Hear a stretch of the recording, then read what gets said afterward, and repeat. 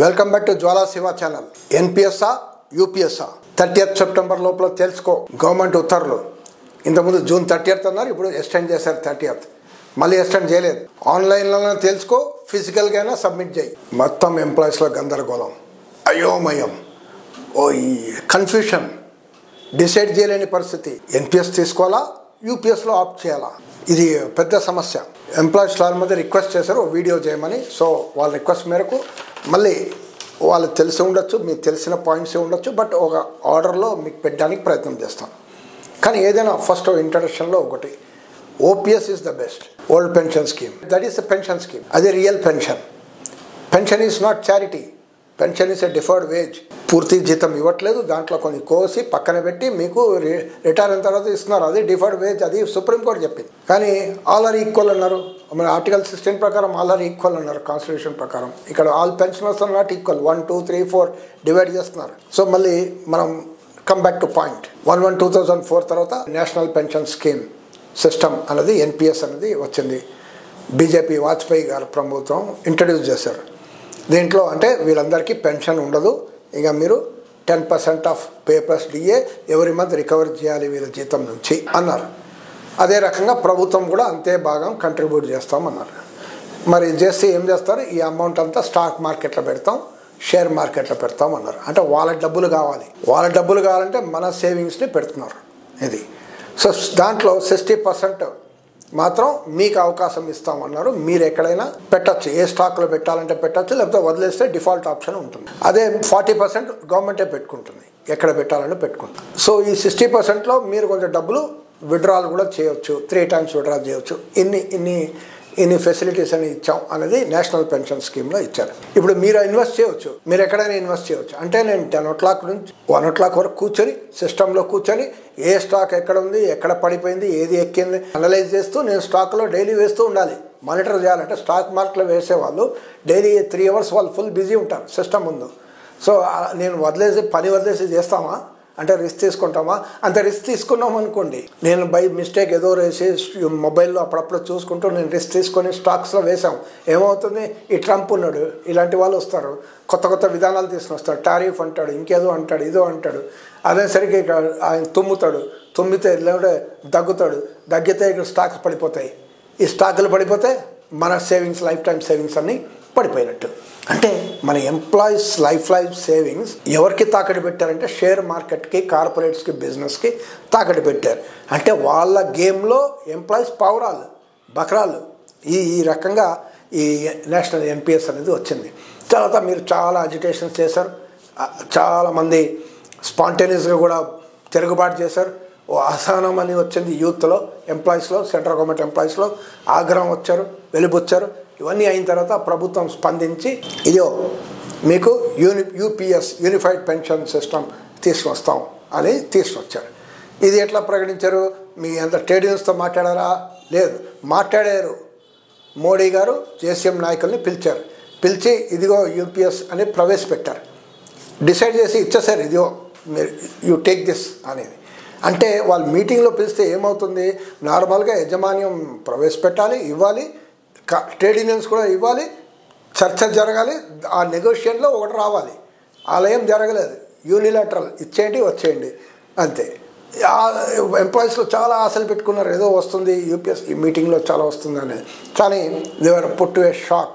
అంటే అయినా UP unified pension scheme నాకు అష్యూర్డ్ పేఅవుట్ అనేది కొత్త పేరు పెట్టారు కదా. అష్యూర్డ్ పేఅవుట్ అంటే పెన్షన్ అని పేరు పెట్టలేదు, పేఅవుట్ అన్నారు. సో అష్యూర్డ్ పేఅవుట్ వస్తుంది 50%. సో ఇదేదో బాగుంటుంది అనేది కొంచెం ఎంప్లాయీస్లో ఆశ వచ్చింది. ఆ 50% ఏంటి? 50% of last 12 months pay average. అంటే లాస్ట్ పే కాదు, ఓపీఎస్ వాళ్ళకందరూ లాస్ట్ పేలో 50% వస్తుంది. కానీ యూపీఎస్లో వాళ్ళకి లాస్ట్ 12 months తీసుకుంటారు. అంటే 1 month ఇంక్రిమెంట్ అని వచ్చి ఉంటుంది. సో లాస్ట్ పే కొంచెం తగ్గుతుంది, యావరేజ్ తీసుకుంటే కొంచెం తగ్గుతుంది, ఫుల్ పే ఉండదు. ఇక్కడ ఒక కొత్త విధించారు, ఇక్కడ ఒక చిన్న కొత్త ఇక్కడ కూడా ఇంటెలిజెంట్గా వేశారనమాట. అదే రకంగా మినిమం 25 years అన్నారు సర్వీస్ ఉండాలి అన్నారు, qualifying service for getting this full pay out of. అంటే మీరు 25 years లేకపోతే మీరు ప్రపోర్షనేట్ పే అవుట్ వస్తుంది అన్నారు. అంటే ఇప్పుడు ఎస్సీ, బీసీ, ఎస్టీ కోటాలో అపాయింట్ అయ్యారు, వాళ్ళకి రిలాక్సేషన్ ఉంది, ఏజ్ రిలాక్సేషన్ రిక్రూట్మెంట్లో 38, 40. సో 25 years ఉండదు వాళ్ళకి. కంపాషనేట్ అపాయింట్మెంట్లు అపాయింట్ అవుతారు లేట్గా. పాపం ఎవరో చనిపోతే స్పౌస్ అపాయింట్ అవుతారు, వాళ్ళకి 25 years ఉండదు. సో 25 years లేకపోతే నీకు ఫుల్ పేఅవుట్ రాదు. అంటే వాళ్ళు అపాయింట్ అవుతారు కానీ ఫుల్ పేఅవుట్ రాదు. సో ఇది ఒక పాయింట్. తర్వాత ఇంకోటి సూపర్ యాన్యుయేషన్ డేట్ నుంచే ఇస్తాము అని అన్నారు.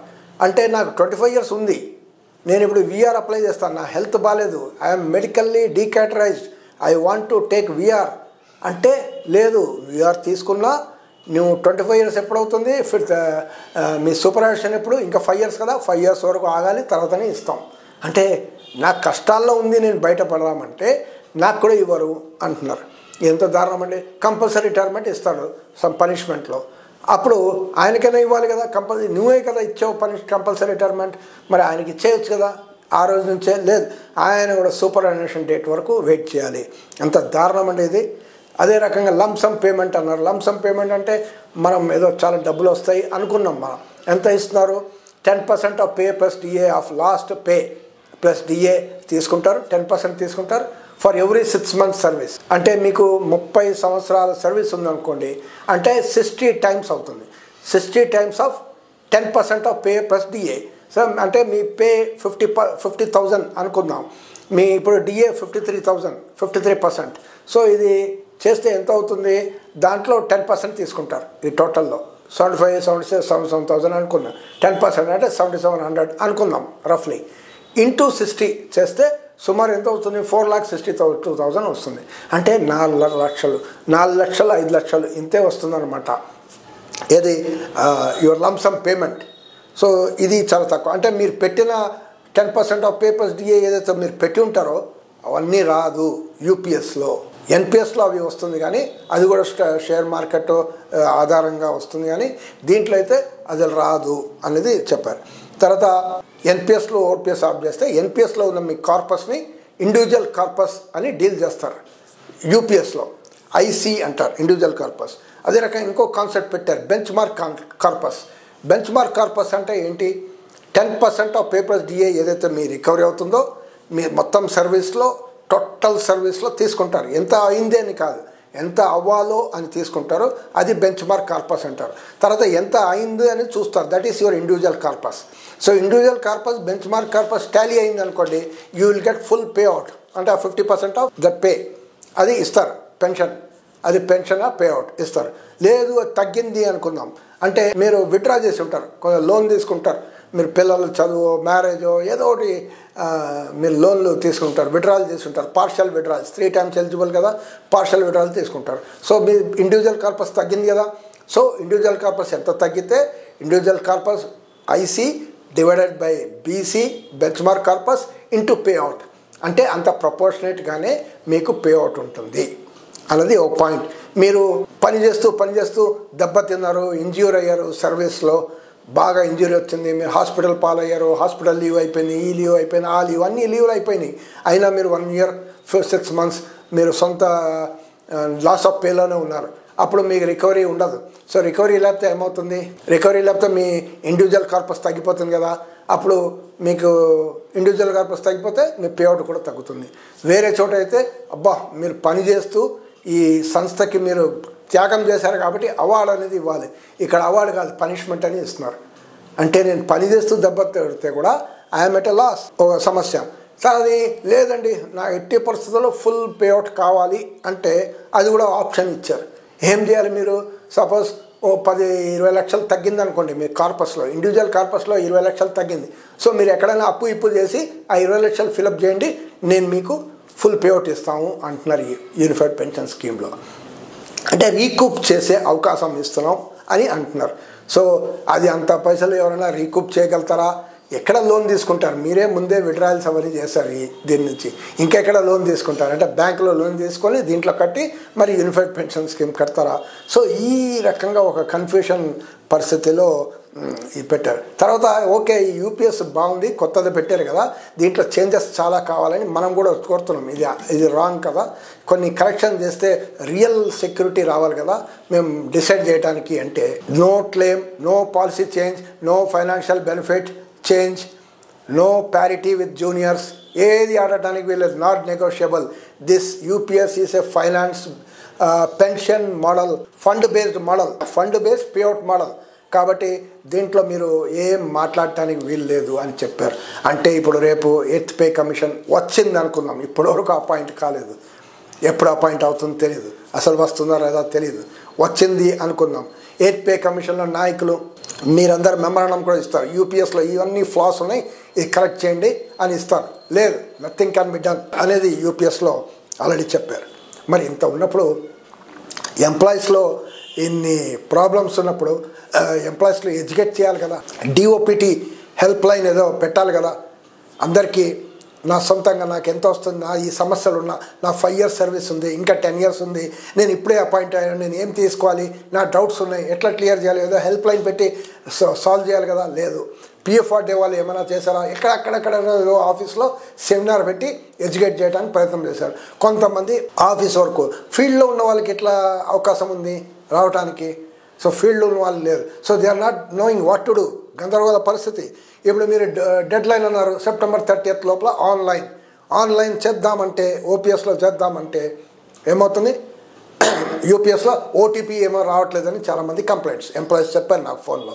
ఓటీపీలు రావట్లేదు, ఓటీపీలు రాకపోతే మెయిల్లో రావట్లేదు, దీంట్లో రావట్లేదు, అది 2-3 సార్లు ట్రై చేస్తే కూడా రావట్లేదు. అంటే నేను ఇప్పుడు ఏమన్నారు, మళ్ళీ 1 week బ్యాక్ ఫిజికల్గా ఇవ్వండి, మీకు ఇది రాకపోతే ఫిజికల్గా ఇవ్వండి. అంటే ఫిజికల్గా ఫీల్డ్ నుంచి ఎట్లా వస్తారండి పర్సనల్ బ్యాంక్స్లో వచ్చి ఇవ్వడానికి? అంటే అన్నీ బంద్ చేసుకోవాలా, రైల్వేస్ అన్ని బంద్ అయిపోవాలి, డిఫెన్స్ ఎస్టాబ్లిష్మెంట్ బంద్ అయిపోవాలి, పోస్ట్ ఆఫీసులన్నీ మూసేసి వాళ్ళు ఎక్కడో వాళ్ళ హెడ్ క్వార్టర్స్ ఎక్కడుందో హైదరాబాద్, ఎక్కడో ఢిల్లీయో, బీహారో, పాట్నాలో, విశాఖపట్నం అక్కడ వచ్చి ఇవ్వాలి వాళ్ళు. అవుతుందా, పాసిబులా? ఇవన్నీ చాలా గందరగోళ పరిస్థితి. ప్రభుత్వం దీన్ని వెంటనే స్పందించాలి. ఇలాంటి ఎంప్లాయీస్కి ఒక మంచి డిసిషన్ తీసుకునేటట్టు చేయాలి. ఒక్కటే ఒక మార్పు ఏమొచ్చిందంటే 1 month బ్యాక్ మీరు ఇంతకుముందు ఎన్పిఎస్ నుంచి యూపీఎస్ వెళ్తే no option to come back అన్నారు. ఇప్పుడు ఏమన్నారంటే 1 year before retirement you can come back అని అన్నారు.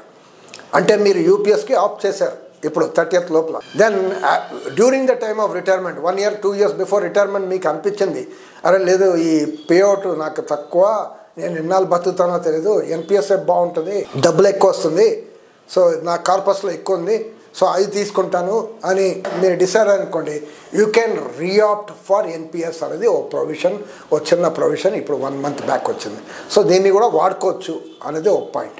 కానీ ఏది ఏమున్నా కానీ వీ వాంట్ ఓపీఎస్, ఎన్పిఎస్ని యూపీఎస్ని రద్దు చేయాలి, ఓపీఎస్ఏ అందరికీ ఉండాలి. Everybody should be given equal rights. Thank you for watching.